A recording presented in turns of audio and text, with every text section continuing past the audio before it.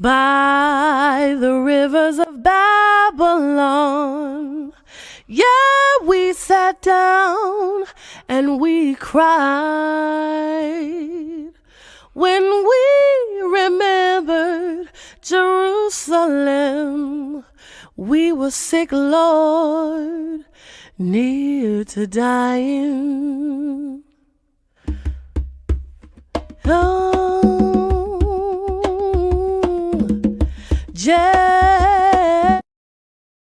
By the rivers.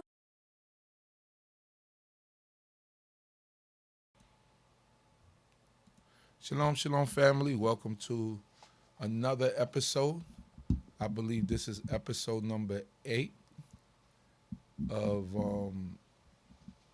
Bible class. My name is Uziah Lewy, one of the teachers of Congregation D.C.B. CHOKMAH. That simply put means the house of knowledge, wisdom, and understanding. We're here to bring you another episode, another lesson on the Bible. And first and foremost, giving all glory to the Most High King of the universe, Yehovah, the Lord of hosts. And I'm thanking him for my life and the life of all of you that are here listening today, thanking the Creator for all things and everything. And we're going to get right into it because this is a very special season for us, or a special time for us as the children of Israel. This was our time and our liberation from the captivity in Egypt. The time that we spent in Egypt, this is the time that the Most High God began to liberate his children from under the iron furnace, which we know today as Egypt, the house of bondage. So today we're going to go into, we're going to talk about the Passover and the Passover season. And I'll turn it over to my brother, Rabbi Chief Binyamin, who will be going in detail some of the things, or explaining Passover and what it's all about. How are you, Rabbi? Hey, Shalom, and good morning to you and everybody. Everything is well. As just mentioned, we're going to have a discussion about Passover and the Feast of Unleavened Bread. And, this is for on the Hebrew calendar, and we'll get into more detail about that. This is the new year. This is the beginning of months for the children of Israel. So, as it is, just mentioned, it is a special season that we are in at this time. So hopefully everybody has been enjoying these sessions that we've been doing, and we will continue on with these sessions. And any topics that people have, feel free to give it to us so that we can also talk about different things. But this is the season of Passover coming up during this time, so we are going to be discussing at this time. Before we do that, of course, we start off with prayer. So let's have Chief Uziel just come back real quick so he can start us off with prayer. Hallelujah. Hallelujah. Blessed are you, Yehovah, our King. We thank you, Yehovah, for all things and everything. We thank you for the breath of life that you gave us this morning, woke us up this morning. We pray, Yah, that thou continue to be with us, guide us, and protect us. That thou watch over thy people, Yisrael, scattered in the four corners of the earth. We ask, Yah, that on this day and during this season, that thou would even rain down blessings upon your people and upon all people. We ask, Yehovah, that thou continue to bless our thoughts and our minds and our ideas to do that which is right before you. We ask that on this day that thou would guide the thoughts of the teachers, and that thou will cause us to be able to enlighten people and bring them to a greater understanding. We ask, Yehovah, that thou continue to protect us, give us good health, give us life, and that thou would even watch over all of those, so Yah, who might not be feeling so well, that thou will cause them to be healed and cause them to be at 100% once again. For we know that the dead praise not thee, nor any that go down into silence. So we pray, Yehovah, that thou strengthen your people so that they might be able to praise you with joyfulness of heart. We ask all this in the high and holy divine name, Yehoshua. Hallelujah. Amen. Amen. So today, as it was mentioned, it is a special season that is coming up on the evening of April 5th. So basically a week and a half from today will be, for April 5th itself, before sundown will be Passover. And at sundown on April 5th would be the beginning of the Feast of Unleavened Bread. And it's a festival that takes place for 7 days. So it's advertised commercially. When I say commercially, not in terms of making money, but it's advertised. Well, not advertised. It's known commercially as Passover in terms of the 7 days, but as we'll be discussing, Passover itself, it is not a 7-day festival. Is really known as the Feast of Unleavened Bread, but it's just known to the world today as 7 days of Passover, or 8 days of Passover. Actually, is known around the world. But it's as mentioned, Passover is literally Passover is a sacrifice, and it takes place during a specific time of the day when it does come in. And then the Feast of Unleavened Bread is what actually takes place for 7 days. So we're gonna start talking about Passover, the Feast of Unleavened Bread. We specifically read about that in the book of Exodus, chapter 12. So in Exodus chapter 12, because before that, in the book of Exodus, we know that historically the book is talking about the children of Israel coming out of the land of Egypt. That's why the book is called Exodus, because it's describing that Exodus out of the land of Egypt. And we're going to go straight into the book of Exodus chapter 12, which is where we're going to receive the information about Passover and the Feast of Unleavened Bread. So in Exodus chapter 12, starting from verse 1, and it says, "And Jehovah spoke unto Moses and Aaron in the land of Egypt, saying," and just as a reminder, and I don't know, it may seem repetitious at times, to bring forth this reminder, bring forth the convention that whenever we read the Lord in our English translations, we always specify the name of the Most High as it is in the Hebrew text. So that's why it's good that we're showing the English text and the Hebrew text. Concurrently, the Old Testament is written primarily in the Hebrew language. So this, what is highlighted on the left-hand side, is the name of the Most High, pronounced as we do here as Yehovah, as some people pronounce it as Yahweh. But these are the letters of the name of God here.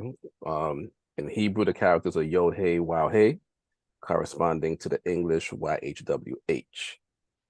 In English pronunciations, you may hear the word, or the name pronounced as Jehovah, but the Hebrew pronunciation of Jehovah would be Yehovah.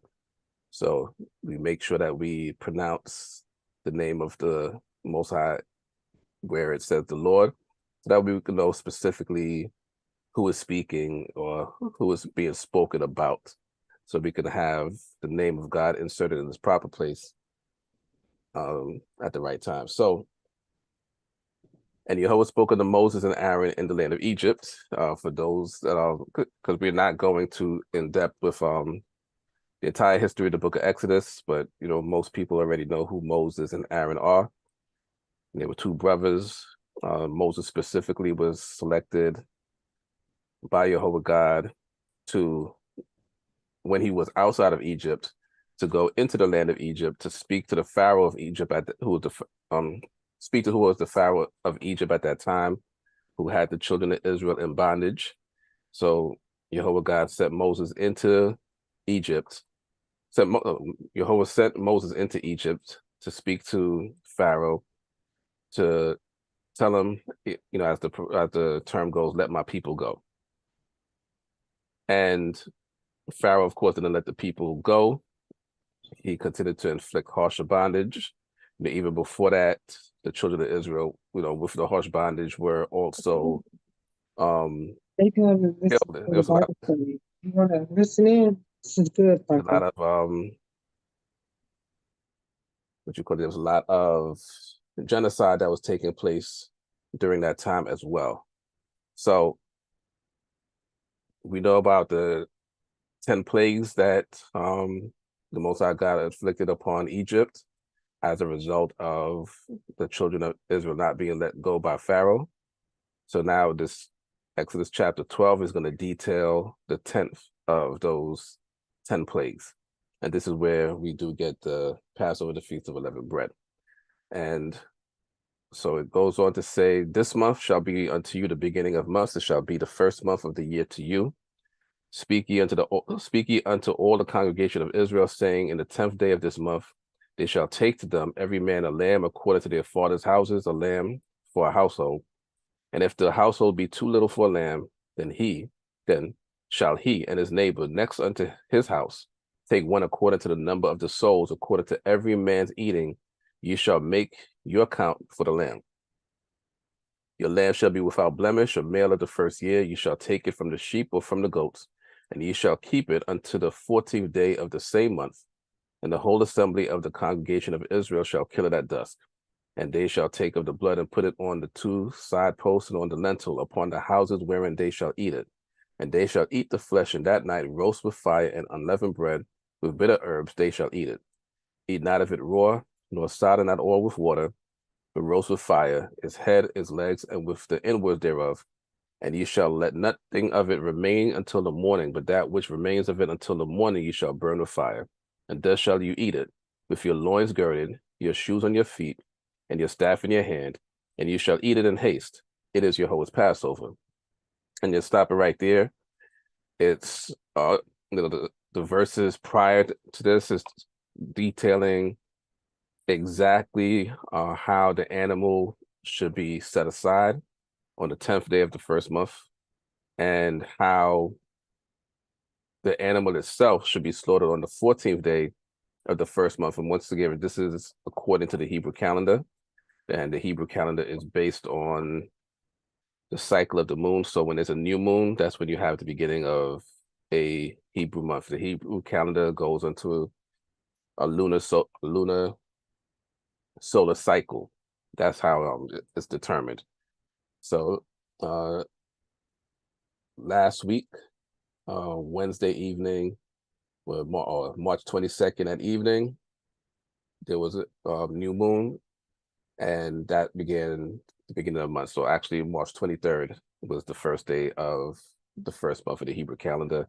And as I said earlier in the chapter, this is the beginning of months. So according to the Hebrew calendar, we count our months from this month. So, and then just detailing right here in verse 11, it is Jehovah's Passover. So Passover, we received the term Passover here for, in reality, the first time. And when it says it is Jehovah's Passover, it's also this word here in the Hebrew, which is Pesach.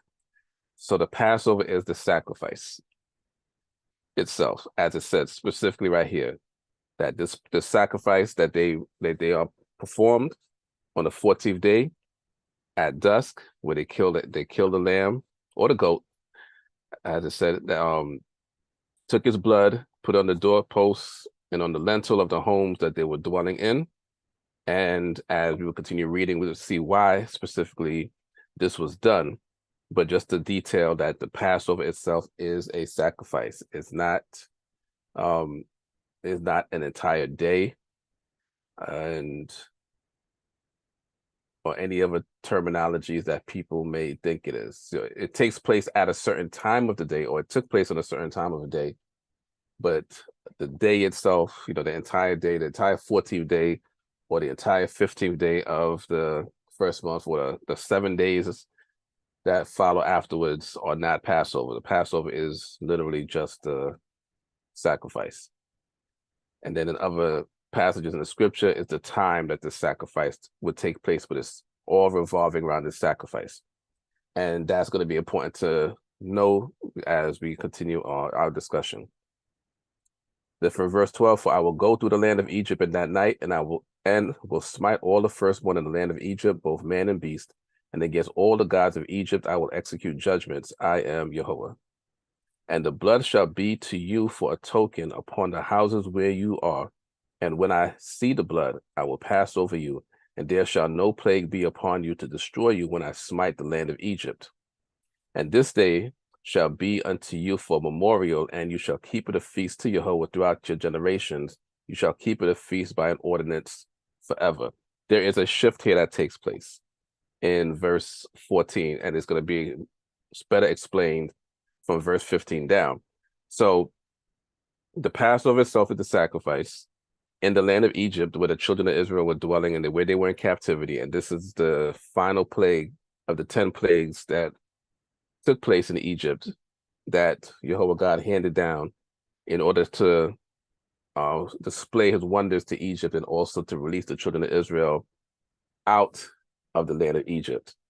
So the Passover is the sacrifice. They took the blood, as mentioned, they would put on the doorposts and the lintel of the homes that they would be dwelling in. And that night, so when the sun goes down, and then now that's going to be the 15th day of the first month, Yehovah God is going to, Yehovah God passed over the homes of all of Egypt, but sparing the children of Israel, those that did this sacrifice and did the entire service, taking the blood and put on the doorpost. So God is, giving it in a sense, and he said it also later on, that as I said here, that he will see the blood upon the doors of the homes that they would dwell in, and he would just pass over the homes and spare everybody inside the house alive while he's passing over Egypt and killing all the firstborn of man and beast of the Egyptians. And so that's just explaining that, because once the sun went down, you have a new day, but that day is the day that the children of Israel actually came out of Egypt. And so when it says the 14, and this day shall be a memorial, this day shall be unto you for a memorial, and you shall keep it a feast to Yehovah throughout your generations. You shall keep it a feast by an ordinance forever. This is talking about the 15th day of the first month on this Hebrew calendar, or this month is also called Abib.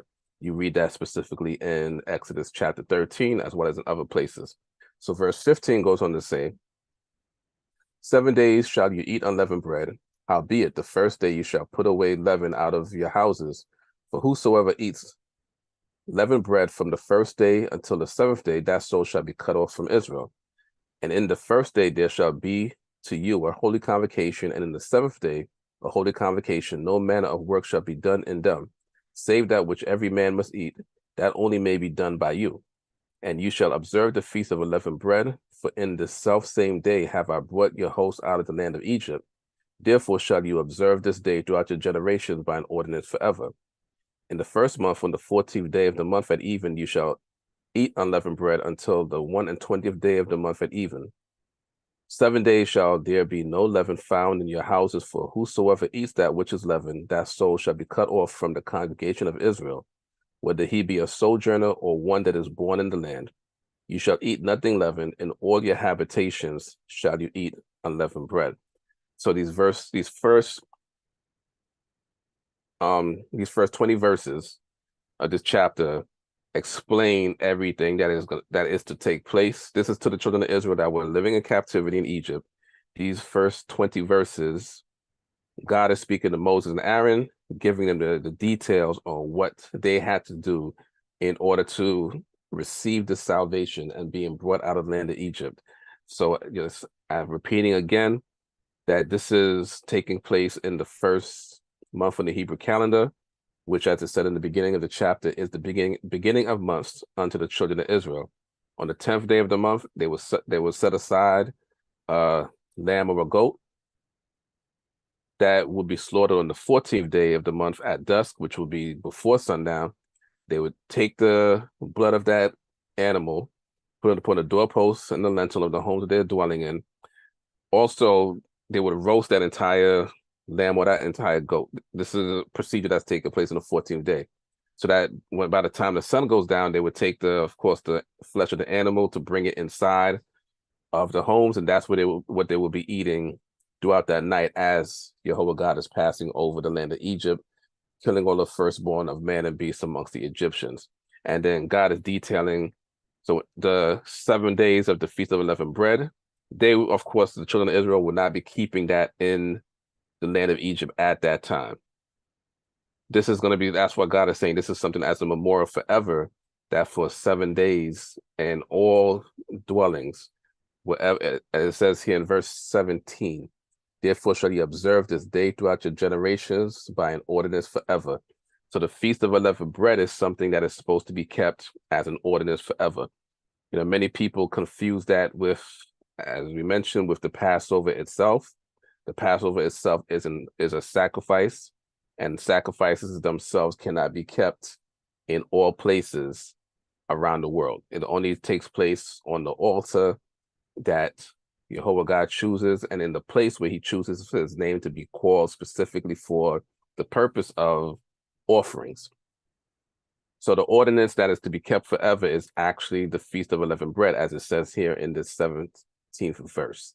So just to dispel some of the confusion in regards to that, also in verse 14, it mentions the same thing, that, and you shall keep it a feast to Jehovah throughout your generations. You shall keep it a feast by an ordinance forever. So the Feast of Unleavened Bread is always supposed to be kept.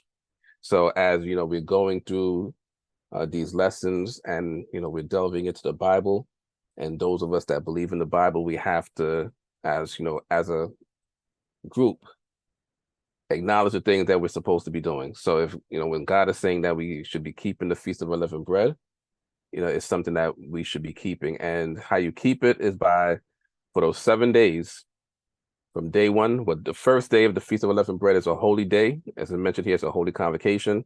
And the 7th day is also a holy convocation. And it says, no manner of work shall be done in them, save that which every man must eat. That only may be done by you. So those days are holy. We don't do any work on them, except then the only work that is allowed is for food preparation. We spoke about the Sabbath day last week, in which no food preparation is allowed on the Sabbath day. No food prep itself and no cooking of the food itself is allowed on the Sabbath day. And, you know, we spoke about that last week. So those that missed that, go back to the lesson prior and receive the information in regards to that. So, you know, as we're moving forward, the difference between these holy days for the Feast of Unleavened Bread is that food preparation, food cooking could be done on these particular days. So as we continue on, and this is from verse 21, is talking about what actually took place, you know, during that first month on the 14th day and onward. Then Moses called all the elders of Israel and said unto them, draw out and take you lambs according to your families, and kill the Passover lamb. And you shall take a bunch of hyssop and dip it in the blood that is in the basin, and strike the lintel and the 2 side posts with the blood that is in the basin. And none of you shall go out of the door of his house until the morning. So this is a procedure that was taking place in Egypt during that first year, in order for them to come out. And once again, these are things that people get confused about in terms of the ordinance of the Passover itself, which is a sacrifice, as opposed to the ordinance of the Feast of Unleavened Bread, which is a festival that is to be kept at all times. But what they're doing here, they're doing this part of the service. They're taking the animal, taking his blood, putting on the doorpost and the lintel that was mentioned.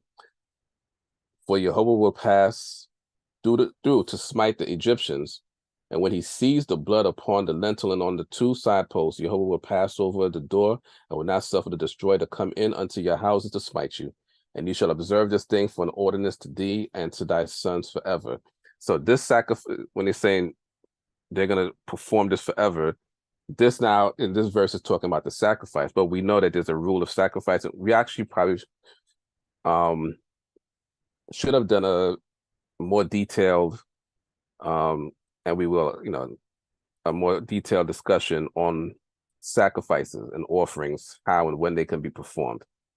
So that's something that we'll do, that will give better clarification, a better explanation on how this differs from, or how talking about this being an ordinance forever as opposed to the Feast of Unleavened Bread, that would actually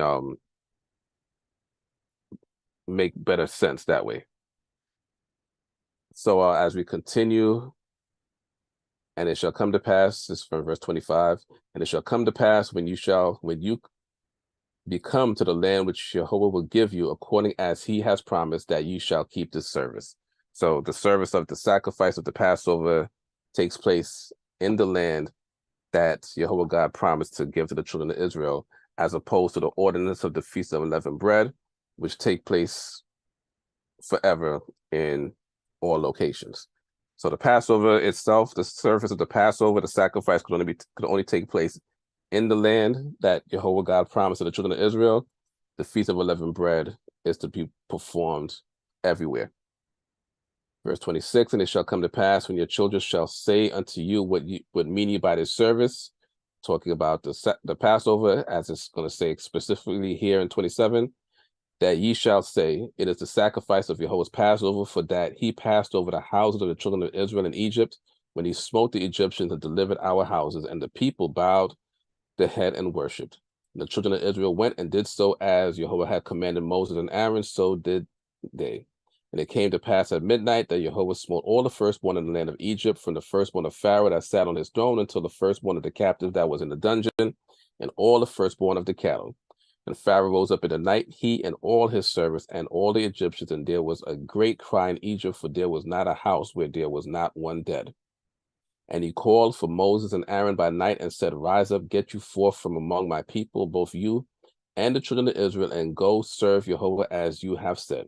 Take both your flocks and your herds as you have said, and be gone, and bless me also. And the Egyptians were urgent upon the people to send them out of the land in haste, for they said, we are all dead men. And the people took their dough before it was leavened, their kneading troughs being bound up in their clothes upon their shoulders. And the children of Israel did according to the word of Moses, and they asked of the Egyptians jewels of silver and jewels of gold and raiment. And Jehovah gave the people favor in the sight of the Egyptians, so that they let them have what they asked, and they despoiled the Egyptians. And the children of Israel sojourned from Ramses to Sukkot, about 600,000 men on foot, beside children. And a mixed multitude went up also with them, and flocks and herds, even very much cattle. And they baked unleavened cakes of the dough which they brought forth out of Egypt, for it was not leavened, because they were thrust out of Egypt, and could not tarry, neither had they prepared for themselves any victual. So this verse 39 explains why the Most High God told the children of Israel in advance to keep the Feast of Unleavened Bread. It would symbolize something. So when the children of Israel were being pushed out of Egypt, they didn't have time to let the dough rise, because the ancient method of making dough was through a process that is known today as making sourdough bread. You know, you had to knead the dough, give it time for the dough to rise, and there's a whole procedure with that in terms of making leavened bread. But other than making leavened bread with through a sourdough process, people made also unleavened bread or unleavened cakes, as it says here. And you know, it primarily comes out as the flat bread. Looks something similar to like pita bread. That's what unleavened bread would actually look like. But the bread that we're familiar with today, that is made with yeast, but in those ancient days, it's still, you know, today is sourdough. Now, the time that the children of Israel dwelt in Egypt was 430 years, and it came to pass at the end of 430 years, even the selfsame day, it came to pass that all the host of Jehovah went out from the land of Egypt. It was a night of watching unto Jehovah for bringing them out from the land of Egypt. The same night is a night of watching unto Jehovah for all the children of Israel throughout their generations. And Jehovah said unto Moses and Aaron, this is the ordinance of the Passover. There shall no alien eat thereof, but every man's servant that is bought for money, when thou hast circumcised him, then shall you eat thereof. So The ordinance of the Passover is going to sound repetitious. The Passover itself is the sacrifice or the offering. It is not for the 7 days of the Feast of Unleavened Bread. So when the sacrifice is available, and we read earlier that the sacrifice would only be done in the place that Jehovah God has chosen for his name to be called, or more specifically in the land that he's given to the children of Israel, for those that will be able to eat of the Passover sacrifice, when the sacrifice is available to be done, all the males had to be circumcised. A sojourner, from verse 45, a sojourner and a hired servant shall not eat thereof. In one house shall it be eaten. Thou shalt not carry forth aught of the flesh abroad out of the house, neither shall you break a bone thereof. All the congregation of Israel shall keep it. And when a stranger shall sojourn with thee, and will keep the Passover to Jehovah, let all his males be circumcised, and then let him come near and keep it. And it shall be as one, and he shall be as one that is born in the land, but no uncircumcised person shall eat thereof. One law shall be to him that is homeborn, and unto the stranger that sojourns among you. Thus did all the children of Israel, as Jehovah commanded Moses and Aaron, so did they. And it came to pass the selfsame day that Jehovah did bring the children of Israel out of the land of Egypt by their host. So this is the chapter we're primarily going to be speaking about. Chapter 13 goes into more details of the actual exodus out of the land of Egypt that the children of Israel did by the redemption of Jehovah God. Also in Leviticus chapter 23, which lists all of the appointed times that Jehovah God has specified to be kept as holy convocations. We read about the Feast of Unleavened Bread there. We read about it, a little bit in Exodus chapters 23 and 34.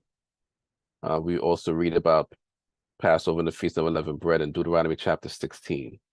There was also a Passover that was kept in the wilderness. We read about that in the book of Numbers. So we just wanted to, as the season is approaching, a week and a half from today, we wanted to make sure that we spoke about Passover and the Feast of Unleavened Bread in detail today. So as we do every week, we talk about our subject, go through the subject as much as we can in detail, and then open it up for questions. But before we get to the questions, just reiterating Passover, what it is, it's the sacrifice, which takes place at a certain time of the day, which is the 14th day of the first month in the Hebrew calendar.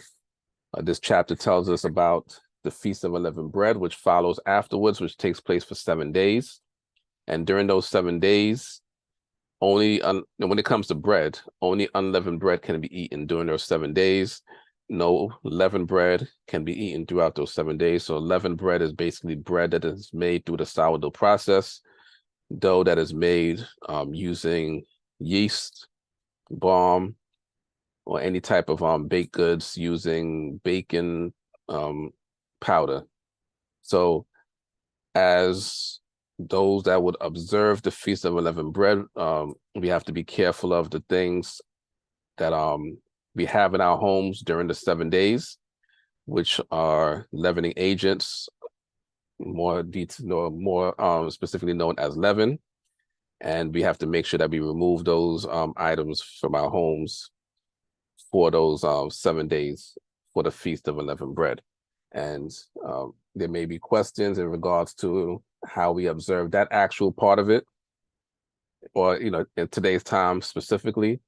But those are the things in general that we want to speak about today. So we did want to speak about Passover, the Feast of Unleavened Bread, and the ordinances of both, the differences between the two, because there is confusion in regards to those two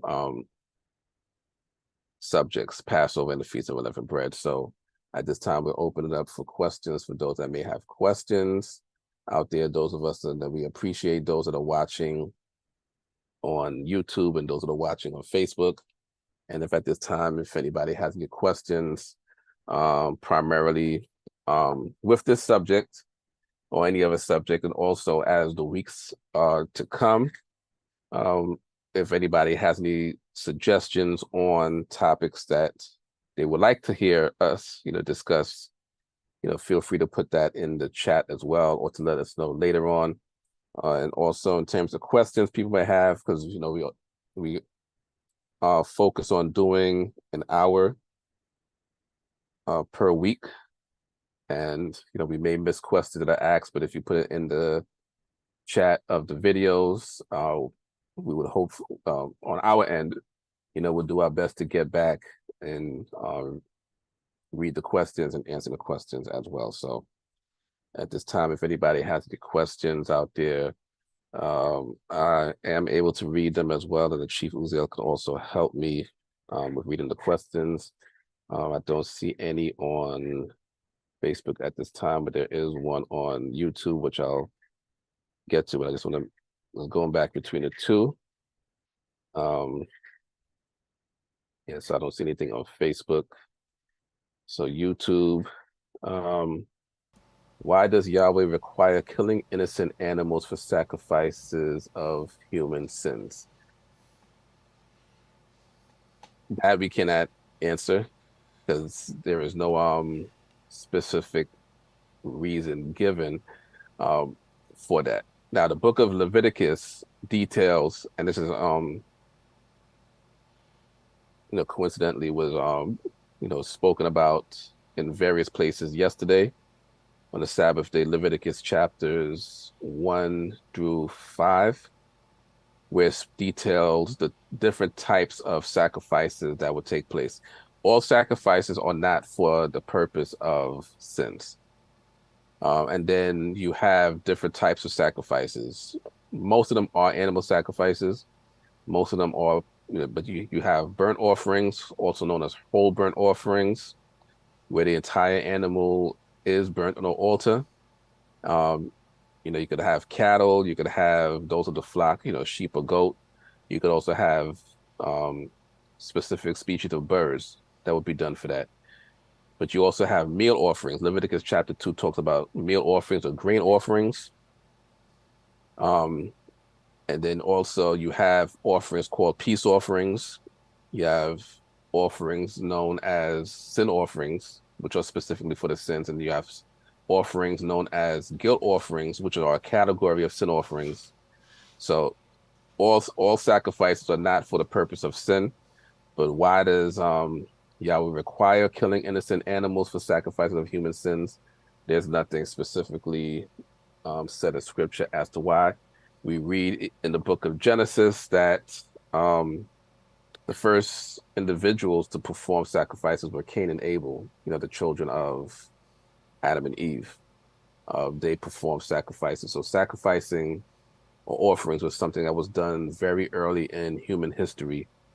But that was something that, we don't know. Once again, we don't have any scripture that God required that even of Cain and Abel, or if that was something that was done of their own will and that became traditional later on. But Jehovah God codified how sacrifices should be done. Is there a list you can pull up? So the list that the question is talking about is a list of leavening agents, and Chief Uziel will be able to pull it up. You don't have to do it right now, but there is a list that can be pulled up, and I know that he probably will put the link for the list in the description of this particular video. He'll most likely do that. Shalom, I've noticed modified maize starch. Is this the same as cornstarch? I can try to do, I haven't heard of that. I'll try to do a brief look on that, but I probably won't be able to answer that completely right now.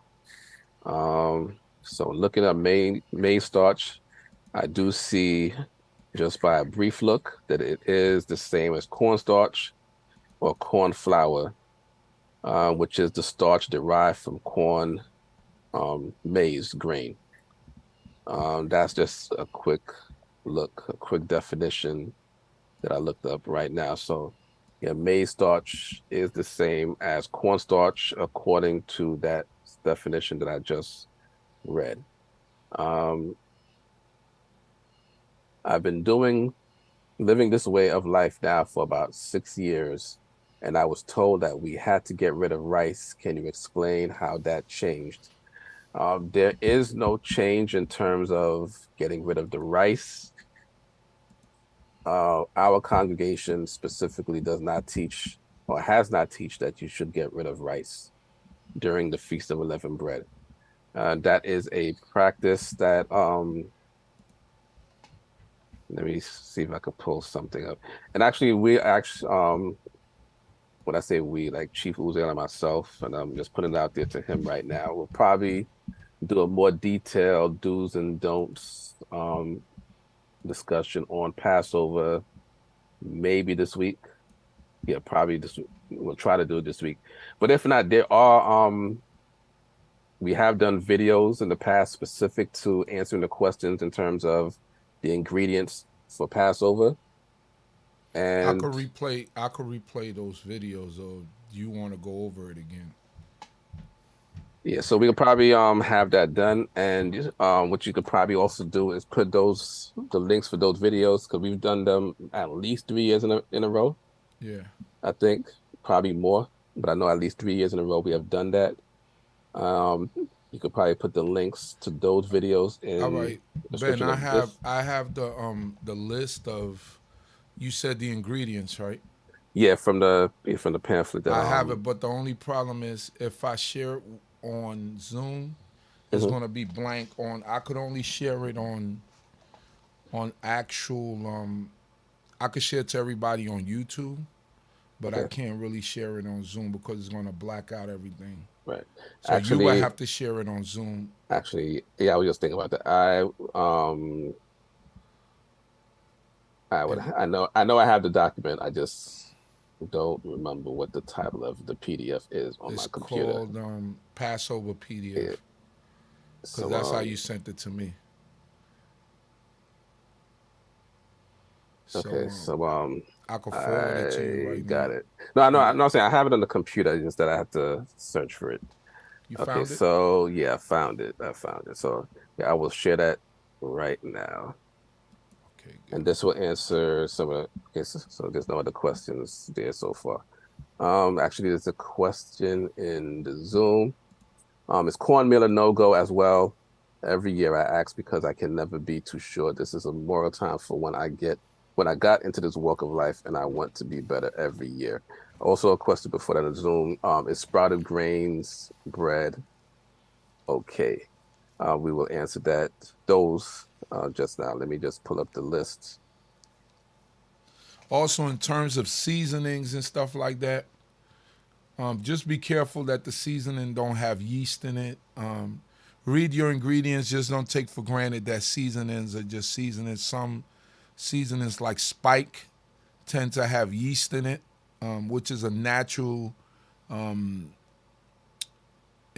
seasoning that you will find in the health food store. But when you read it, it actually has yeast. Some seasonings have vinegar in it. So those are all the natural things, all the things that you need to look out for. In terms, those are things that we stay away from. Also, what I tend to do is I buy scallions, I buy everything you could think of, put it in a food processor, and make it into like a puree, and I season my food with that, with some salt and some black pepper. If you could get some natural like onion powder by itself, garlic powder, just read ingredients. Make sure that these things that just say garlic powder, onion powder, paprika. You could use those things, but just make sure that it does not have all of the other ingredients that are on this list. Go ahead, Rabbi. Okay, so the list is on the screen now. So, a lot of the questions that are coming up, and this, not to alienate everybody else that, is part of this discussion that may not be observing the Feast of Unleavened Bread, as it comes in a week, a half from now. So these questions that are coming up are specifically in regards to what cannot and what can be eaten during the Feast of Unleavened Bread, because we read specifically in 2 places in Exodus chapter 12 that leavening had to be removed from our homes during the Feast of Unleavened Bread, and we're not allowed to eat leavened bread during those 7 days. And what was a simple process back then became more complicated today, because leavening, or what is known as leavening agents, ballooned into a whole list of things. bigger things, list of things. So just to be clear, God was specifically speaking about sourdough bread, as it was done back in ancient times. Also, an ancient process that the Egyptians used for making leavened bread. They're the ones that Egyptians are the ones that are historically credited with making leavened bread, by the way. Also historically as the ones that are, or historically credited with making beer. There's something on the list which is called balm, which was also an ancient process, or also used in leavening dough in ancient times. So you had sourdough bread, and then you had bread made with balm in ancient times. Now, both processes cultivate yeast. So yeast itself, is a part of that process of leavening. But, people did not have what we know today as commercial yeast, or, the yeast packets that you would buy that you would add to dough. Right. They actually roll out the dough, and, left some dough aside, gave it a period of time. It wasn't like, just a few minutes. It was a period of time, almost a day or more, just to let that dough rise. And then they would take that dough, which technically, yes, it cultivated the yeast within it. And they would take that dough, put it in a different or a brand new batch of dough. And when that got mixed together, they were able to take that new complete batch of dough and bake that. And that's how you have leavened bread. But you could also, look up the process for making sourdough bread, and that's how it was made. So when you hear the term sourdough bread today, that's bread that is made without adding that commercial yeast to it. It's the ancient process of making bread. Balm is also the same thing. It was just cultivating more of a liquid form. Just to give a better description, if you know, like beer itself, because beer is made from grain. If you notice, what gives beer that foamy top when you open it, that's where balm is really cultivated from. But that also cultivates the yeast as well, and that was also used.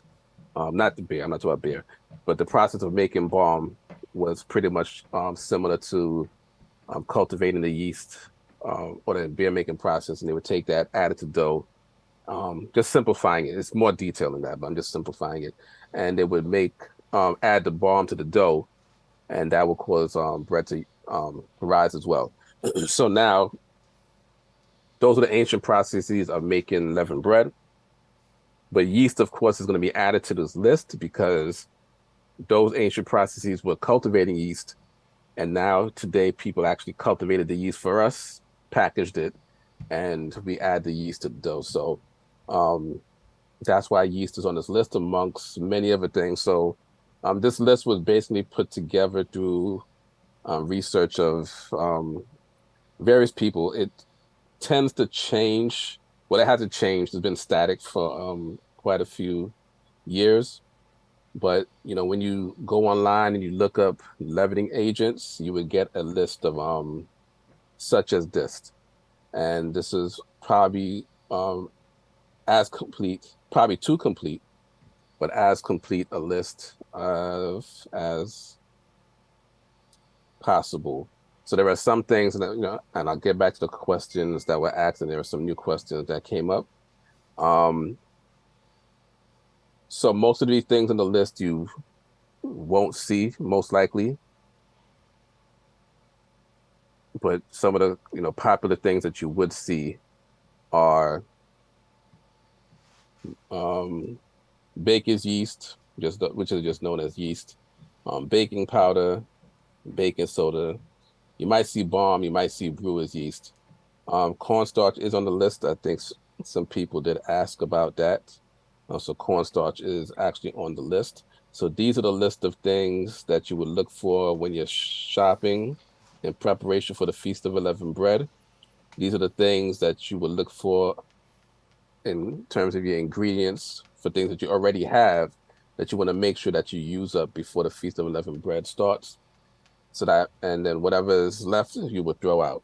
It's not, the list seems very long. We've mentioned this every year. The list seems very long, but it's not too difficult to comply with it. Some things, we could always research later on, but, we focus on this list. This list was researched a few years ago. Various people have been part of the process, adding things, taking things away from the list. It's pretty much been, as I just said, it's been static. So some things have not been researched lately, because questions do come up, such as cornstarch and why is it a leaven agent. That would have to be researched in detail to explain why, like the question gluten comes up as well. That would have to be researched in order to explain that. But the list that was compiled here is when you do an actual overall search on leavening agents, these things came up, and gluten, cornstarch, certain things came up. But when it comes to adding things and taking things off the list, we would have to do research in terms of that, and we probably won't have time to do that in a week and a half. So sometimes, with this and with other things that are pertinent to us, and as we're studying the Bible, we have to do, or as a community, take more time out to research it. So well, gluten is just a protein that's found in wheat, rye, and certain types of grain. Some people are allergic to gluten, or they have a problem with gluten, so they have gluten-free flours. Basically, they take the protein out of it. But gluten is actually what helps to keep the shape of the whatever it is you're making with that flour. yeah. So gluten itself wouldn't be a problem, because gluten is found in flours, so gluten-free wouldn't be a problem, and certain types of flours have different levels of gluten depending on what you want to do with it. Like if you want to bake, or you want to make breads and stuff like that, it might have a higher portion of gluten. Certain other flours might have lower portion of gluten. If I'm not mistaken, I think that's how the gluten the thing it works. No, you are correct. I'm not. Yeah. I don't want to dispute that. I'm just gonna, because so let me pull up something to probably the reason why gluten made it on the list, and for some reason this part is not working right now. So I'm gonna read this. Okay. I actually want to pull this up on the screen. Let me make you a co-host. Maybe that's I gotta make. No. It's the Chrome itself that's not pulling up. Let me try it again, because I'm able to. Okay, here we go. So this is from Bob's Red Mill. This is a flour company. Okay. Yes. So this is their article called "What is a leavening agent?" If you're, I'm just looking at the time. I don't want to see how much Go ahead, how much go I can ahead. read. If you're a baker or trying to do more baking, you have undoubtedly run into the term leavening or leavening agent in some form already. The most common use of this term is likely during Passover, when the Jews were fleeing Egypt had to leave so quickly that they did not leave time for leavening. To this day, Jews still only eat unleavened bread during Passover, so you may be thinking of unleavened bread as flat, crispy bread, and this is pretty much accurate. Leavening is what makes bread rise or lighten, causing that delicious flaky or chewy texture that we love so much. There are a few things that leaven dough or batter, and the right one depends on your desired result. We'll talk about all types of leavening agents today, so keep reading to find out everything you need to know about leavening your doughs and batter. So this is an article from, once again, Bob's Red Mill, which is a company that makes flour, makes good flour that we can use for the Feast of Unleavened Bread, by the way. So when it comes to buying 100% whole wheat flour, this is one of the companies that you could use. Actually, Chief Uziah had an excellent idea yesterday in terms of making an Amazon list that could be shared out of certain products. It's being worked on as we speak. So I know it was a last minute thought, but it was a good idea. So even if it doesn't work out this year, that would be a good idea to just have period a list of Passover or Feast of Unleavened Bread items. So first, so why leaven your dough or batter? First of all, we should understand why someone will want to leaven their bread. If you have ever tasted that unleavened bread during Passover season, then you may have an idea of why. Without leavening, your dough or batter will become crispy, flat, and typically a lot tougher to eat. While this will still keep you alive in an Egyptian desert, of course, they're trying to be funny here when they're talking about this part of the article right now. It may not be the yummiest treat you have ever tasted. Actually, unleavened bread, depending on how you make it, can be very tasty, even with just the flour and water. However, you can still enjoy some flat breads like tortillas or naan bread. So don't give up on anything unleavened completely. As for leavened breads, you may enjoy that the process is unique. Mixing your dough or batter causes the proteins, gliadine and glutenine, to combine and form a protein called gluten. You may have heard of this one. The gluten builds an elastic chain, which allows the dough to expand and contract. Think of how you can stretch dough so easily. Then the leavening agent builds a matrix of gases inside your dough or batter, which traps air inside and causes the dough or batter to expand upon baking. After baking, the gas is able to escape the dough, but leaves the structure of all the little air pockets still in place. This gives your end product the lightness and fluffiness that we expect from a delicious homemade baked good, and can vary greatly by the size of the gas bubbles that are formed during leavening. There are several ways to leaven your batter or dough, so we will cover a few of the most popular ones here to have you leavening like a pro in no time. We're not going to read the entire article. What was just brought out here for this article is how it mentioned gluten it's naturally occurring in leavened bread. Basically is what it's saying. It's not, from the sense of this article, is not naturally occurring to a certain extent in unleavened bread. But it mentions that gluten is something that expands the dough itself and is part of that leavening process. So I would just say that that's most likely why the gluten was added to this list, because if you're going to add an actual gluten as an ingredient to the dough for this process, then that would technically make it a leavening agent. But things such as gluten naturally occur, just like yeast naturally occurs. We want to avoid adding these things to dough to make bread. So I just want to use it as a simple answer. But this article, as mentioned, you can go to Bob's Red Mill website. I'm pretty sure it's a very long article, and it's talking about how the process of leavening works. There's a section here called gluten-free leavening, as opposed to leavening with gluten. So just mentioning that that's probably the reason why gluten was added to the list. So just for the sake of being safe, I would stay away from gluten as an ingredient for the Feast of Unleavened Bread. It doesn't negate anything that was actually mentioned in terms of it being specifically a protein, or everything else that Chief Uziel just mentioned. So to be on the safe side as of right now, being that even this article mentions gluten as part of a leavening process, we should stay away from that. I know that was a long answer to other questions. So we want to get back to the questions that were answered. So I believe we did cover the cornstarch. Hopefully that is on the list.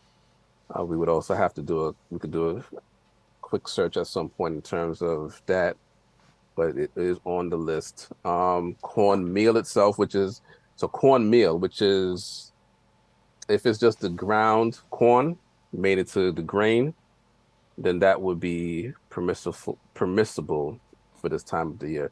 Sprouted grains bread. How I would answer that is we want to stay away from store bought or commercial bread. If you're making the bread yourself without any leavening agents, then it would be okay anyway. But we always stay away from commercially bought bread, even if you read the ingredients and it does not have these specific ingredients in it, or any baked goods, I should say, not just bread, any baked goods that are store-bought or commercially made. We stay away from that, during this time, because we are not, we cannot control the processes of the manufacturing of these breads. So any bread that is made in the factories where they could potentially have contamination from yeast or any leavening agent, we stay away from it, during this time. So even if you do buy, or if you look to buy bread, specifically as a question says sprouted grain bread, and it may not appear that it has these ingredients in it, the fact that it is manufactured, we stay away from it because of the potential of contamination. So hopefully that answers that question. So overall, with the exception of the matzot that are good for Passover, we don't buy any commercial breads. Going back to the YouTube questions, and there's nothing on Facebook. Going back to the YouTube questions. The rice, I'll get right back to that. Should we avoid things like potato starch, tapioca starch? Also, me personally, I can't answer that right now. I would have to look those up specifically. But when there's questions of things that we don't know about, as the adage we usually use is when you when in doubt, when in doubt, do without. But we could look those up as well.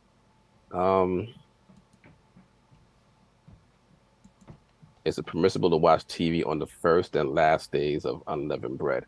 So the first and last day of unleavened bread, as we read Exodus chapter 12.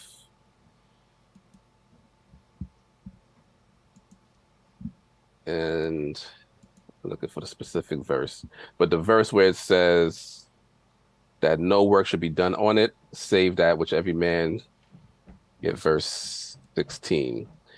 And in the first day there shall be to you a holy convocation, and in the seventh day a holy convocation. No manner of work shall be done in them, save that which every man must eat, that only may be done by you. That's Exodus chapter 12, verse 16. So that it gives a sense of observing it as, well, it is a holy day. So once once we have a holy day, we don't watch TV. We don't watch secular shows. We don't listen to secular music on holy days. So that pretty much would answer that part of the question. But the only thing permissible, so what separates these days from the Sabbath day is the fact that we can have food preparation that also brings to the festivity of the days itself. Not just the food itself, but there is a festivity that comes with the day because these days are festivals. But the fact that these are holy days, we eliminate any secular activity from them. So, if your TV is on, it would be watching a service that is taking place. But other than that, for secular television shows and listen to secular music and things like that, being that it is holy, it separates it from being a common day or anything secular. Can we eat things from the vine such as tomatoes, cantaloupe, string beans, etc.? The short answer is yes. And that's the best things to be eating during this time. We want to eat fresh foods, during this time, fresh fruits and vegetables. Do a lot of cooking from scratch. So things that grow naturally, things that you could cook naturally, with the exception of leavened bread, would be okay during this time. Is it okay to take a walk in the neighborhood on the Sabbath? I'll get back to that question. I just want to make sure we cover the Passover questions or Feast of Unleavened Bread questions first. So the question was, can I use flour during this time? So if for those that have because the question also mentions about gluten tolerance. So if you want to focus on 100% whole, we keep we keep saying whole wheat flour, but you have other flours that you can use. You have spelt flour that you can use. So if you could find a gluten-free grain flour that is 100%,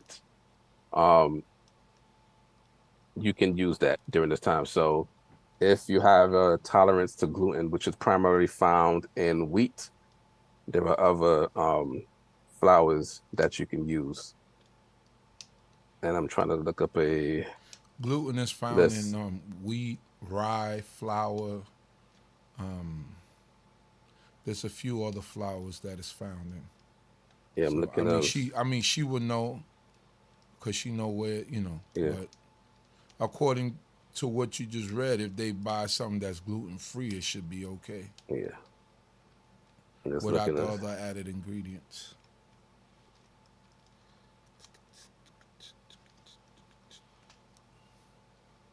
Yeah, I'm just looking through a list of gluten-free flours.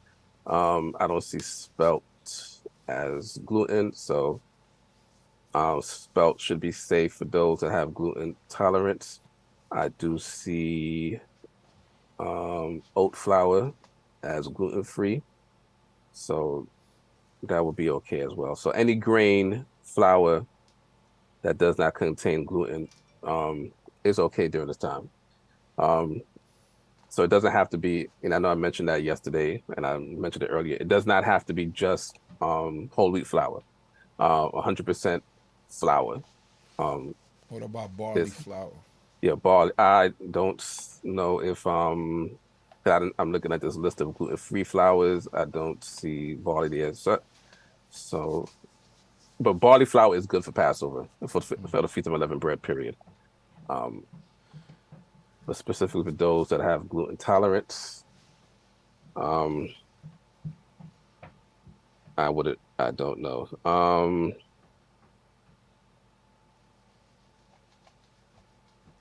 So there are two Sabbath questions about the walking on the Sabbath and the taking and Bible moves on the Sabbath. I'll get to that just now. Checking Zoom, we're all just checking out various places that we're streaming from to make sure that we cover all of the questions. Okay, so the Sabbath day, and we did an in-depth talk of the Sabbath day last week. People can go back and watch that. So now, in terms of taking a walk on the Sabbath day, the question would be: is the work for exercise versus recreation? Walking food off is the purpose of the walk. So, walking on the Sabbath day is not a problem. It's the purpose of the walk that would be the problem. So that's what we would have to be careful of on the Sabbath day. So I would just say, in short, it's the purpose of the walk that is going to be the problem in terms of just taking a walk in the neighborhood on the Sabbath day. Also, we want to avoid things to, quote unquote, for lack of a better term, kill time on the Sabbath day as well. So we want to avoid doing things that to pass the day by, rush the day by. So it's really about the purpose of the walk on the Sabbath day and not just the walk itself. Part of the answer that was also in the chat is in terms of being distracted on the Sabbath day while taking a walk. So that as being one of the only issues. And questions on Bible movies during the Sabbath day. So if the Bible movies that are spoken about are things like Ten Commandments, I know there's other Bible movies from back in the days. I would say no to watching Bible movies, or quote unquote, as the question says, quote unquote Bible movies on the Sabbath day. Even though those movies are quote unquote supposed to be about the Bible, a lot of those movies are theatrical productions made for the purpose of recreation and entertainment. So I wouldn't suggest watching Bible movies on the Sabbath day.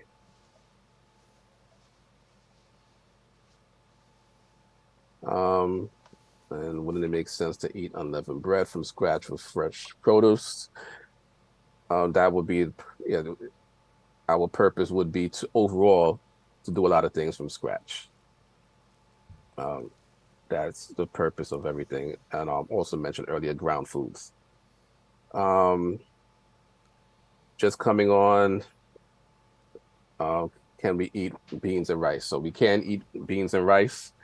There's a subject that and like Chief Uziel mentioned, he'll put links to previous discussions that we had specifically about this, and people will be able to read about that. But there's a term called kwitniot that you can research online. That kwitniot covers beans, rice, and certain legumes that Judaically is a Judaic practice or a Jewish practice, where amongst them, primarily the Ashkenazi Jews, they prohibited rice and beans during the Feast of Unleavened Bread. That was not a practice that was done by all Israelites, and those in Jewish communities outside of Ashkenazi, which are Sephardic, Mizrahi, they did not have the practice of not eating rice and beans during the Feast of Unleavened Bread. So we did cover that more in depth in prior discussions, and those links will be made available. But you can research the topic kwitniot, and you will see exactly how that practice came into effect amongst the Ashkenazi Jews, and then that practice filtered into Israelite communities throughout the years. So, in regards to a question that was asked earlier, is not that Israel as a whole did that practice and then stopped doing it. It's just that all Israelites weren't keeping that practice, and even amongst Jewish communities, all of them were not keeping that practice either. And that, I believe, is all of the questions, hopefully. I know there was some that had to be gone back to, which hopefully did get covered, which were the Sabbath questions. And the question that was just answered in terms of the rice and beans and other legumes and things like that. But during the Feast of Unleavened Bread, we want to focus on eating fresh foods, ground foods, fresh fruits and vegetables. When it even comes to making, cooking meat products, staying away completely from the processed meats, of course, during this time. So you're doing a lot of actual cooking, or ancient cooking, from scratch during this time. And the list that was put up earlier, you want to make sure that the ingredients that are on that list are not in any of the ingredients that you possess during that time. Just putting the list up real quick as we are concluding. This document is also available on the D.C.B website, and most likely there'll be a link put on it on the description of this. This video might end up having a lot of links in the description by the time is complete. But these are the ingredients you want to make sure that you're not in possession of in your food products, in toothpaste, soaps, deodorants, anything, vitamins, medications. But most medications, usually there's a question of medication. But most medications don't have these ingredients anyway, so you usually don't have to worry about that for medications. But in vitamins, you have to worry about yeast and other these ingredients in them. So you want to make sure that's not in there as well. Also, simple drinking water. Some of your bottled water has baking soda in it, so you want to make sure that you read the ingredients of water. Unfortunately, during today's time. So these are the things to look out for in your ingredients in all of the products that you have during this time. So milk is okay during this time. That was something I would just put up there in the comments. So overall, what we wanted to do today was discuss Passover and the Feast of Unleavened Bread in its entirety as the event that took place in the land of Egypt, the Feast of Unleavened Bread as the ordinances that are to take place for it. So from a historical perspective and also in a practical way of observing it today, that's what we wanted to have a discussion on. Now, in terms of the milk, Mm-hmm. you have to be careful with milk in terms of the vitamins and the nutrients that they put in milk. Remember, we just mentioned vitamins, and some vitamins do contain some of these ingredients. I know we could go down a rabbit hole with this, but there are products that we get used to. Like sometimes for the babies, if you got a newborn baby or you got a young baby, they sell. You can make oat milk with you in a blender with oatmeal and water, and make it into a milk. There's also a company by the name of Eden Soy that sells. And I know some people get into the talk about soy, but I know I did this for years. That this company that they have a milk that's just soybeans and purified water or spring water for those that want to, for the babies and, who don't want to use formulas and who are not breastfeeding. So they sell these little cartons of milk. I'm going to try to add it to the list for those people who, and then you can add whatever you want to add to it. If you want to make it a little bit sweet, if you want to add a banana, if you want to add whatever it is that you want to add to it. So those are just little things that you need to know about. That's all. And also when it comes to the milk, yes, it is good for the Feast of Unleavened Bread. At some point, and me and Chief Uziel spoke about this yesterday, he'll eventually also be doing a discussion on the dietary law overall. And as he mentioned, the rabbit hole that we can go into, and it's only because it's unfortunate that, the time that we're living in, most, if not all milk has vitamin D added to it, and more specifically, vitamin D3. Vitamin D3 comes from an animal source primarily. So even with just buying milk in the store, all year round, you have to be careful of the vitamin D3 that is added to the milk that you buy. So when you read the ingredients of your milk right now, you'll see in the ingredients part, not the part in the front that just says vitamin D added, that's going to be in all your milks. When you turn around and you read the ingredients, it's going to specifically say vitamin D3. And vitamin D3 mostly comes from, there are non-animal sources of the vitamin D3, but for most companies that they use an animal source, so you have to be careful of that. Can you have pasta in your house during this time? That's a question that came on the chat. I wouldn't recommend having pasta in your house during the Feast of Unleavened Bread, even though the ingredients don't. And I'm going to explain it this way. So the ingredients itself on the pasta may not have anything on this list, but considering what leavening initially is, it's leftover dough. So pastas that you buy from the stores is actually dough that was made prior. So it would develop its own process of leavening within it, even though it was made specifically to stay in that form until it was dropped in water or made some other how. It's dough that was made. It's made from dough that was made prior, not for the purpose of being made as unleavened bread. It sounds like a petty way to answer the question, but pasta is basically dough that was made prior.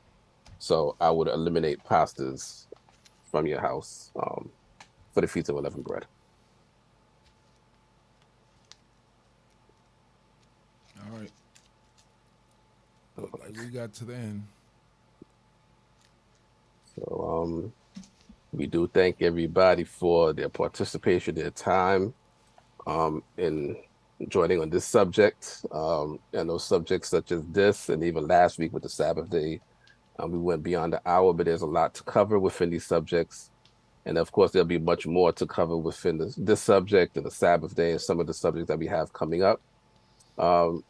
Next week, I believe it's going to be next week. And this is actually going to be a surprise for Chief Uziel as well.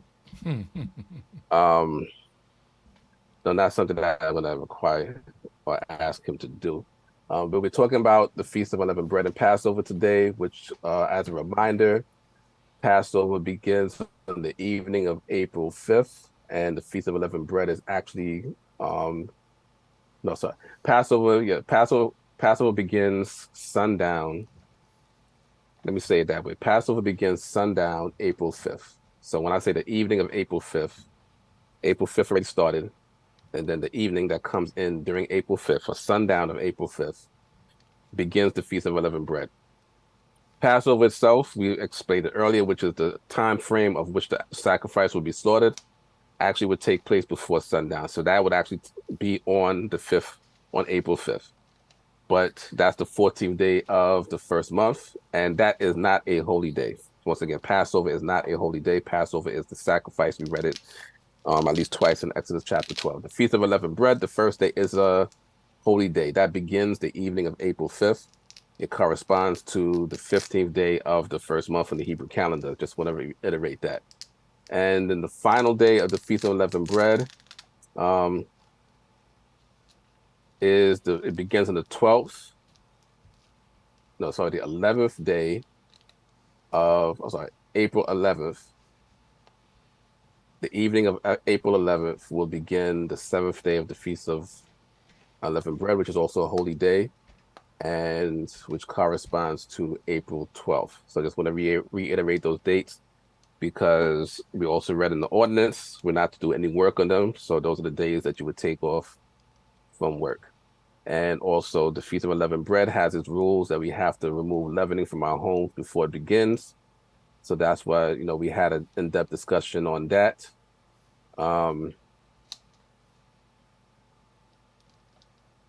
Just real quick, if my pasta is made from pea flour, is that okay? If you made the pasta yourself with the pea flour, then it would be okay. If you bought it from the store, then it would not be okay. We want to stay away from all commercially made baked baking products or baked products, or products such as that. We want to stay from commercially made products in regards to that. When it comes to making anything from flour, we ourselves want to make those products from the flour and not have it made for us.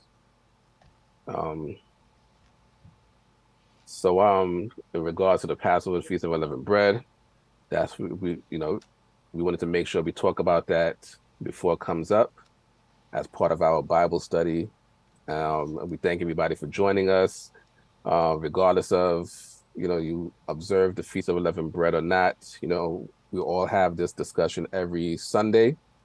Those of us that believe in the Bible, that's the purpose of these discussions that we are having here. So also in regards to that, another biblical topic that is also going to come up will be Easter. So we will have a discussion on Easter next week. Yeah, we'll do it next week. This will be on a historical discussion on Easter. So just in fairness to everything, in terms of all topics biblically related. We'll be speaking about the Feast of Unleavened Bread before it comes in. We'll speak about Easter before it comes in as well. Both, topics that we spoke about from a historical aspect. So hopefully everybody will join us next week as well, along with all that you can share this to. So the next week's topic will be Easter, and then we'll be getting back into our continuing discussion on the 10 Commandments. So we'll eventually get back into the next command, which is honor your father and your mother that your days may be long. That'll be the topic probably on April 9th, getting back into the 10 Commandments. So next week we'll have a discussion on Easter and its historical aspect of it.